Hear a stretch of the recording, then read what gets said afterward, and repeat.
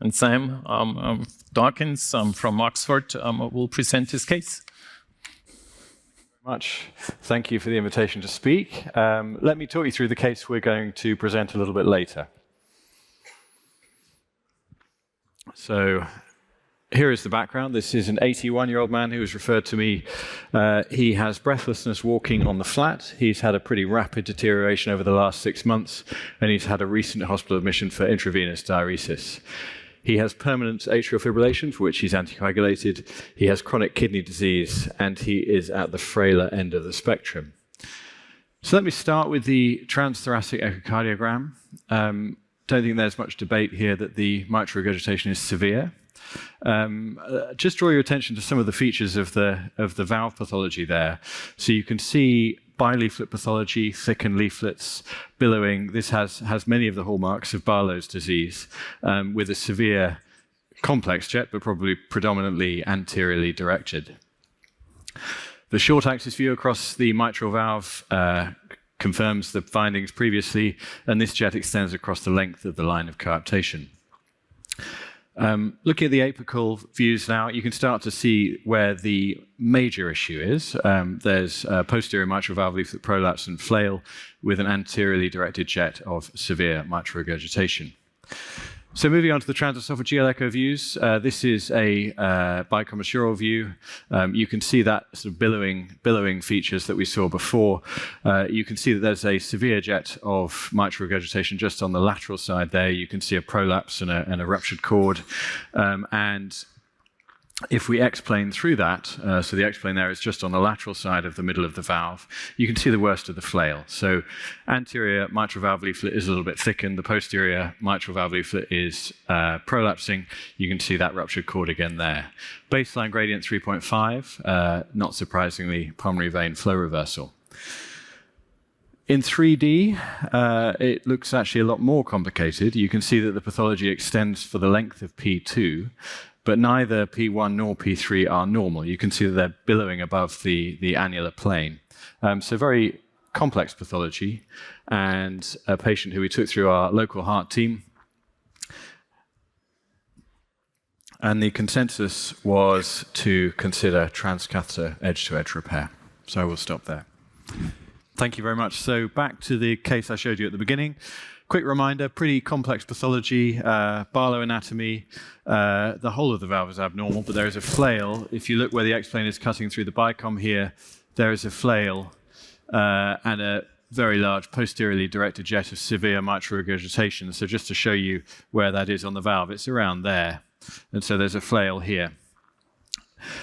Normally, when we're carrying out edge-to-edge repair, what we're trying to do is to treat the damaged tissue. So you take the flail and try and treat all of the flail portion and constrain it within implant devices. You can't do that with Barlow pathology because the whole valve is abnormal. So in that case, you would just focus on where the worst of the pathology is. So our strategy here is to aim for this flail here, and that's probably going to be a grasp in this kind of region here. And it seems very unlikely it's going to be less than two devices. Just a moment on device selection. We've heard a bit about that already. I have a pretty simple algorithm for it. If there's too much tissue, use ACE. If there's too little tissue, use P10. So in this case, there's definitely too much tissue, so we're going to use ACE. Great, so we're crossing over to our recorded live case. So just to set the scene, we've done our transeptal. We're now steering down towards the mitral valve. If you look at the fluoroscopic screen, we're steering down and right, which is where we need to be for most people. So what the first step is to set up the imaging views. So in the bottom left, you can see the echo. Jim Newton, who's doing my imaging for this case, is just sorting out a bicom view. And once we've found that, we can sort out the medial lateral trajectory. Spending a bit of time getting the trajectories right makes a big difference and actually speeds up the procedure later. So being very fastidious about where the transeptal is and the medial lateral trajectory and then the AP trajectory makes for a much more rapid procedure with a better result. So what we're doing here is pushing the implant into the patient a little bit and then putting a bit more steerable flex on, so that in the left-hand view, which is a slightly challenging bicom view, as you can see, we're pointing more or less straight down through the valve. What we're aiming to do is be over the medial side of the flail, usually it's easiest to implant medial to lateral, just because you have a bit more space in that direction. So we've now fine-tuned our trajectories. We're aorta hugging a bit, but that probably favors us for grasping this complex posterior leaflet pathology. We're now under the valve, perhaps a little bit over-closed there, so you'll see we're just opening the implant a tiny bit. And we're going to lift up and do some grasping. So the anterior leaflet is quite long. We have some tissue there. You can see the clasp bouncing. Posterior leaflet is slightly more challenging, but now resting very nicely on the posterior paddle. So before and after every grasp, we check the implant orientation to make sure that we're not putting anything under any tension, because it's worth getting that as accurate as possible. Now, what I would just draw your attention to, if you look at that 3D view, the implant is dancing around a bit, and in retrospect, that probably is because we don't have quite enough anterior tissue. But what I would say is that this was quite a difficult grasp, and therefore we thought we would see what we got. So because of all the turbulence, because of the extremely mobile posterior leaflet, it was quite difficult to make this grasp. So as we close there, before and after every grasp, we check gradient, color, pulmonary veins, systemic pressure, LA pressure. And what we can see here is we don't have a good enough result. We have residual mitral regurgitation on both sides of the implant. That's not what we wanted to achieve. We wanted to leave a residual jet lateral, if at all. And so if you look at the 3D en face view here, you can see the problem. I think we don't have quite enough tissue, and I think our orientation is a little bit off. We're a little bit counterclocked from where we should be. So we think we can do better. So we're now going to open the clasps, fix the orientation, and then have another go. One of the things I really like about the PASCAL device is the ability to elongate. It gives me confidence to tackle more complicated anatomy, particularly where there's calcification, where you might be concerned about getting stuck. You just don't. If you're in trouble, if you're seeing leaflet interaction, just elongate, as we've done here, and you can easily come back into the left atrium. So we've now fixed our orientation. We've come a touch more medial. We've put a little bit of guide flex on to sort out the AP trajectory. So this all looks much nicer. I tend to cross-close. That's my practice. So opening the implant under the valve now. We are now going to focus on trying to get a little bit more anterior leaflet tissue, because that seemed to be jumping around a bit in the last attempt. We're just going to check. Even for a smaller movement as crossing the valve, we would always recheck the orientation just to make absolutely sure it hasn't moved. There's nothing more frustrating than getting a good grasp in a difficult valve and then realizing that the orientation is wrong. So it is worth spending a bit of time on that.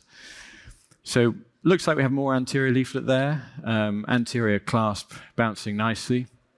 And now we're going to steer clockwise. We see this in the mitral position, but particularly in the tricuspid position, you can do really quite big turns to optimize a leaflet. So we've seen that the posterior leaflet is very nicely resting on the posterior paddle. We have a big amount of tissue there. Checking once again the 3D orientation.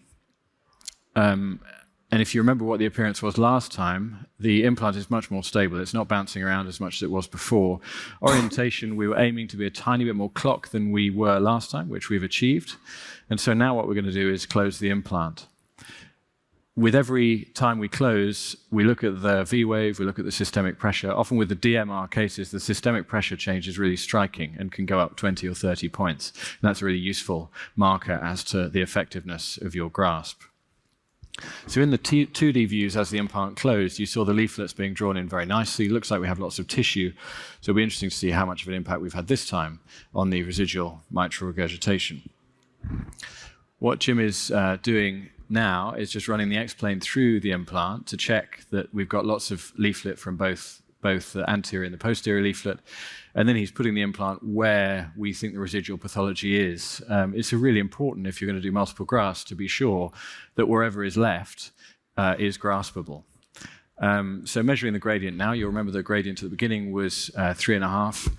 With this degree of mitral regurgitation, you often find that the gradient goes down, in fact, with the grasp, and that's certainly been the case here, so it's 2.2. And this is a better grasp than before, so we certainly have residual mitral regurgitation, no surprise. There's quite a lot of residual prolapse on the lateral side. We don't have much disease, or lots of disease, but not much mitral regurgitation on the medial side. So what we're going to do next is put in a second implant. We're very happy with this grasp, and we're using, as always with a second implant, you use quite a lot more fluoroscopy because it's free information that means that you can get parallel and on the correct side of the first implant very quickly. So we're planning to put this on the lateral side of the first implant and just parallel and pretty close. Just before we do that, we're going to go through the release mechanism. It's a little bit simpler with the Precision device, so there's no sutures to cut. You just pull the sutures out. And you may remember with the first generation of the device, when you anti-clocked, it tended to spin back on itself. So the release cable on this iteration of the device, the Precision device, is ratcheted, so it doesn't spin back on itself as you release. So a bit of fluoro there, just making sure we're not under any leaflet tension, and it doesn't look like we are. And just undoing the ratchet. And in just a second, the implant will release.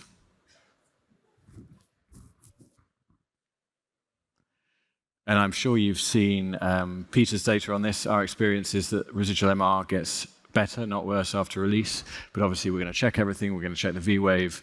We are going to check the systemic pressure and pulmonary veins.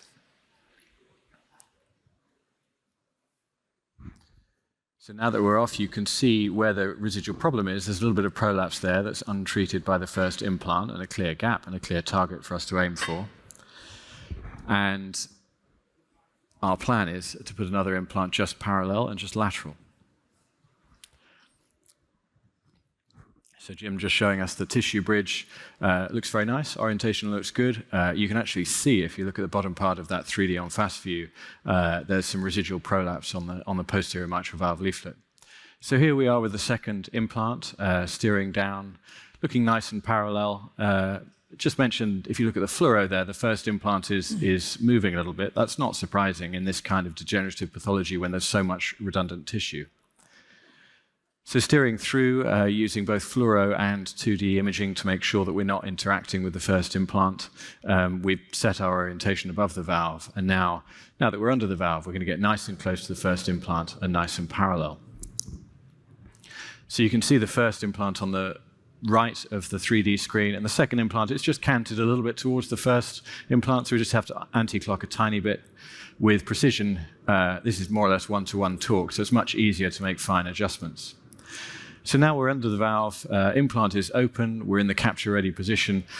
Both leaflets, as you'd expect as a second implant, are resting very nicely on the second implant. So anterior clasp down there, and I'm just talking a little bit posterior just to make sure we get as much posterior leaflet as we possibly can. Now, as is often the case with second implants, this isn't a difficult grasp, and if we needed to optimize something, it would definitely be worth doing that. Before we close, we're going to have a look in the 3D on fast view and just make sure that we are absolutely parallel, as had been our intention. And so this looks very nice. This is exactly parallel. It's close to the other implant. I suppose the only comment would be there was a lot of residual mitral regurgitation. Do we want to be that close? So while we're assessing this grasp, that's something that's going through my mind. Could we perhaps be a millimeter or two lateral of that? So now we are going to close. And we're closing on 2D, just watching the leaflets being drawn in. I find with PASCAL, you don't have to give the tension back as you do with mitral clip. I usually don't do that. You do if it's very short, very thin leaflets perhaps, but usually I don't. So now we're going to recheck all of our parameters again. So you'll see that the gradient actually is pretty much exactly the same as after the first implant, which is a clue that we've probably done some good on the residual mitral regurgitation. So this is what we're left with. So there is very little residual mitral regurgitation. There are a couple of mild jets around both implants. You can see the color into the pulmonary veins is predominantly red, which is a good sign. And actually, you can see that we've now got to systolic dominant pulmonary vein flow, so normal pulmonary vein flow. Important to mention that with eccentric jets of mitral regurgitation, to check the pulmonary veins on both sides, because you might find that one's normal and one of them is very abnormal, and that's something we quite commonly find. But in this patient's case, we found significant improvement in pulmonary vein flow. And you can see as we pan backwards and forwards through the valve that there's actually very little residual mitral regurgitation and a very nice result. So we're just doing a final 3D check of the tissue bridge, checking that we're still happy that the implants are nice and parallel. So nice double orifice valve there. We've actually constrained all of that, the worst of the prolapsing tissue. You can see P1 and P3 are pretty abnormal, but there doesn't seem to be a great deal of mitral regurgitation coming through there. And so a 3D color check, you can see very little residual color. And we've checked the gradient is very satisfactory. And on fluoroscopy, there's very little tension in the delivery system. So this is our final check of the gradient.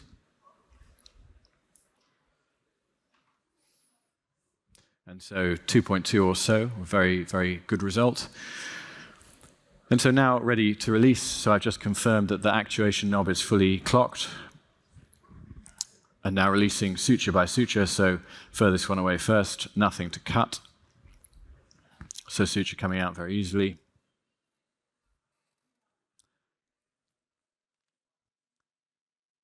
So that's the first suture out, and then we'll move on to the second.